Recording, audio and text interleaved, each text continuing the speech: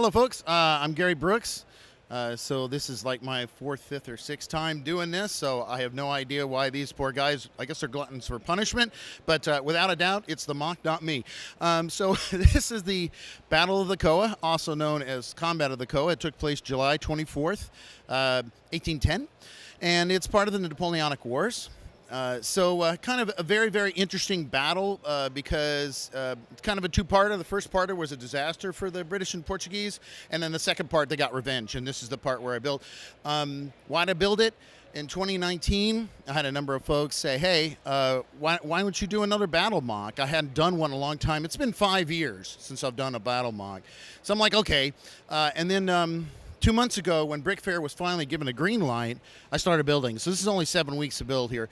I knew I wanted to use my Napoleonic figures. They've been hiding in plastic bags for 6 years. And I knew I wanted to do a three-dimensional build. I didn't want like just a plate with a minifig on it. So I wanted something a little more in depth. And this was perfect. It's a great battle. I wanted to build this bridge. I wanted to build the challenge of that gorge and the terrain. I wanted to show the 95th Rifles and the 3rd Cazadores at work there, if you will, and the poor French coming across the bridge. So that was my motivation to do this. So I'll try and be fast with the history because everybody's bored to hit tears by history. But the bottom line is there is an interesting history to this. It essentially comes down to Napoleon being a Napoleon and starting a civil war in Spain and wanting to get back at England and all that. So with the Napoleonic Wars, everything goes back to Great Britain. They're always at fault. So apparently for everything that's gone wrong in history, that's a joke. But essentially, they were the only ones to impose him. And after 1805, he could not invade because Nelson destroyed his fleet. So he decided to go after them economically, and his greatest trade partner was Portugal. So Napoleon decides to invade Portugal. There's a little problem. There's Spain in the way. So he thought Spain's an ally. I can just invade that country, and that's okay. So he invades in order to get to Portugal and sets off a civil war in Spain. There were two kings at the time. It's just a right royal mess, literally. So essentially, from this conflict, we actually have the term guerrilla war that came into play in our nomenclature, which is funny because the term guerrilla in Spanish actually means war. I know for a fact I'm mispronouncing that, so please don't throw a brick at me. I'll give you a pass. It's okay. Okay, I appreciate that. So in the meantime, though, he wants to invade Portugal. So he sends Marshal Ney out to do this invasion. So what happened here, I'll try and be fast, is the first part of the battle really should be known as math is hard. Okay, and that's because on the other side of the Coa here, trying to defend the Almeida fortress, Brigadier General Black Bob Crawford had only 4,000 troops. He did have some great quality troops, though, amongst them the 95th Rifles and the 3rd Cazadores, the 52nd Regiment of Foot. And the bottom line is when you're outnumbered 6-1, you don't stand there and take it. And the Duke of Wellington, who was in charge, said basically retreat. Black Bob Crawford did not. And so he tried to fight a battle, and of course you can imagine what happened when the math caught up with him. So fortunately, though, the British and the Portuguese retreated fairly in good order, but they did retreat, and that's why you see all this detritus on the bridge. You know, any army retreating is going to leave some stuff behind.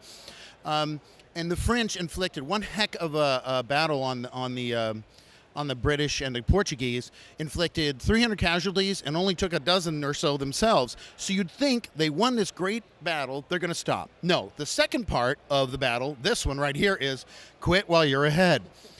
Because at this point, the French decide that they want to take that bridge. Now, part of the reason why I wanted to build this is it shows the different fighting styles.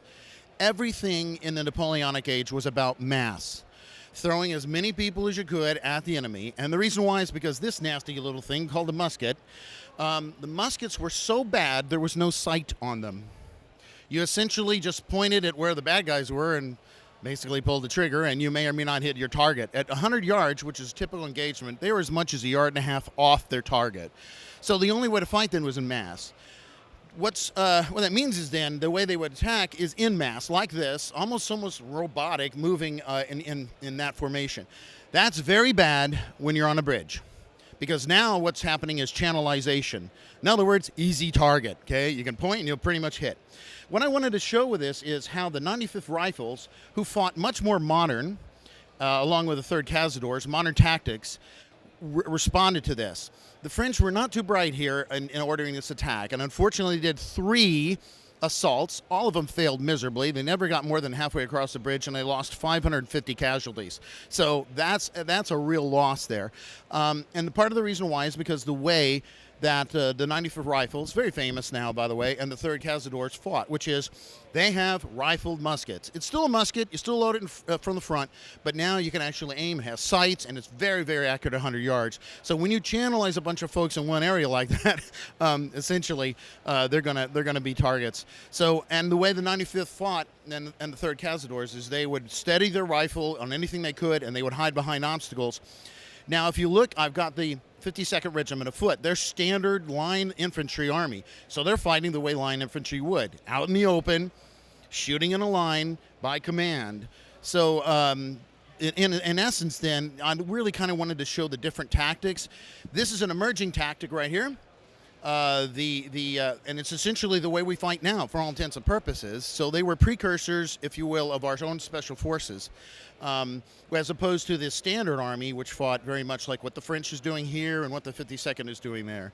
So that's kind of cool. So that's the history and that's the battle. Essentially, yeah, the British lost, but they really in the end proved the value of the Baker rifle, which they were using, and how good it is to have tactical folks that actually are aiming right with sights. It's a fun build, 7 weeks.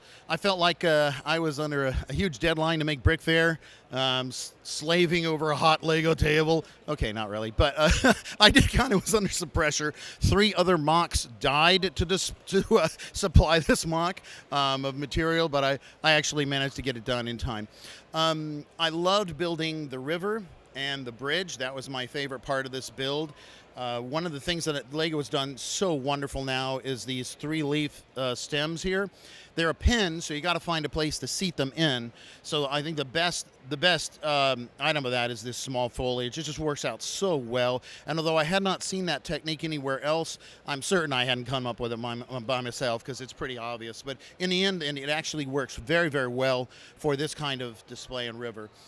As far as the bridge, it was fun. It's really like this. It's about 2 times as long, though, but since I was running out of time, there's no way I could do like 8 base plates to manage that. So it is compressed. All historical mocks have to be compressed to some degree. I did have a huge challenge, though, and that challenge is so originally I was just going to build the thing straight across because I was under time crunch. But my buddy Casey Mungle threw down the gauntlet and said, that thing has an angle. I want to see how you do the angle. And there went a week of my life. Thank you very much, Casey. He was paying me back for all the work I made him do in Waterloo in 2015, trust me. And he believes I still owe him. But the technique I used here was because, you know, this kind of angle Lego really does not like, if you will. This was not too hard. Got a lot of superstructure underneath. I could put tiles under there, and it was fine, all good. This was the nightmare. It wasn't really a nightmare, but bottom line is I did have to kind of figure out how I was going to do with this, because there's no superstructure under here to build, and I knew I had to put minifigs on it, so I didn't want to collapse. So what I did was, it was about it's about a 30-degree turn, so I took the two 15 degrees there, and I essentially used the hinge plates in sequence, okay, and therefore I could actually join them in fairly well. It's fairly sturdy. And then I took 2x4 plates and essentially attached one side of the plate, but then left the other side to kind of hold the hinge plates in, so that the whole thing is fairly sturdy. I mean, you can take minifigs on and off and it won't collapse. So I'm absolutely certain someone in your comments is going to say, you know, there's a better way to do that. So I'm sure there is, but this builder of little brain, this is with what little engineering skills I have, this is the way I figured it out. It no doubt is not an official Lego group building technique. We're not going to talk about that right now, but it is 100% Lego. This whole mock is 100% Lego. There's no stickers or any of that. That's actually one thing I was going to mention that I think kind of sets you apart from a lot of the military history builds that we cover, is you stay 100% purist. So your weaponry, the uniforms and everything of the soldiers, it's all using official Lego parts. Yeah, absolutely, 100%. It's not a snob thing. I don't have a problem with people using brick arms or whatever else is out there. No problem. The issue is, for me, is I kind of like the idea of the challenge of trying to find the right torso when really it's not made by Lego, or trying to find the right part. Bottom line is, no, they didn't have cartridges and such, but I am using as best I can for the Baker rifle. So yeah, it's kind of one of my, if you will, my idiosyncrasies. So I'm not sitting here being a snob about it. I just kind of like the challenge is all. So a lot of fun. This was a fun build, but it was a really challenging build, I'll tell you, especially in 7 weeks. And it's a great looking build as well. And I also love that you chose kind of a lesser known part of the Napoleonic Wars. Certainly the Peninsular Wars, I think, is something that doesn't get nearly as much coverage as some of his other battles. No, it doesn't. And Napoleon called it the Spanish ulcer because it just was a mess. But you know what? When you invade Russia, instead of taking care of a problem in your backyard, things never work out well, and it didn't for the little Napoleon, if you will. But I shouldn't pick on him. Look, the bottom line is, okay, so let me correct some things. The bottom line is these men who did this were outrageously courageous. I cannot believe that they actually did this. Not just once, but 3 separate assaults. So no one can fault the French for not being brave here. They were amazing. So I don't want to be the Anglo-Saxon snob here, have all those Francophiles out there going, I hate you. But the bottom line is both sides fought bravely. It was a unique battle, so that's part of the reason why I wanted to build it. And also, I wanted to build that bridge. So there you go. So now, is the bridge designed to break in half for different sections to transport this, or does the whole thing move as one piece? So it's all solid. That's dark orange inside holding it up. That's a joke, okay? Obviously, it's all that junk Lego that everybody hates and supports stuff. I do build solid, though. I do, because my fear is I'll get at the BrickFair and the whole thing will collapse, and then it'll just be a pile of mess. So it is very solid. It does break, though. I built it pretty much, so the middle's a 48 by 48. And the bridge kind of hangs over a little bit on each side, so it'll attach. And then what you have is a 32 by 32 plus a 16 by 48 in the back, or 32, just to kind of make the whole build work. So an eastern wing, a western wing, and of course the main build there. So for a while, I was like, I'm not going to make it. I kept saying to myself, you're running out of time. So I definitely started with a middle build because at least I'll have that to show. It may just be a bridge hanging in the middle, hanging in the air in both ends, but at least I'll have that. But fortunately, though, the second and the third build wound up being easier than I thought, if you will, and I was able to get it done by essentially not paying attention to anything else in my life. So. It's always one strategy builders use. Yep, exactly. So now everybody hates me because I haven't communicated with them for 7 weeks. But hey, I got it done right. Look at the beautiful fruits of your labor, though. I do love this build. It's fantastic. I always love the work that we featured of yours, and we'll make sure to put links to some of the other videos that we've done with Gary in the description. So if you haven't seen some of his other builds over the years, it's really great stuff. Make sure you check that out. Thank you so much for bringing this to the show. Thank you. Appreciate that very much. It can't be me. It's got to be the mock. All right, guys.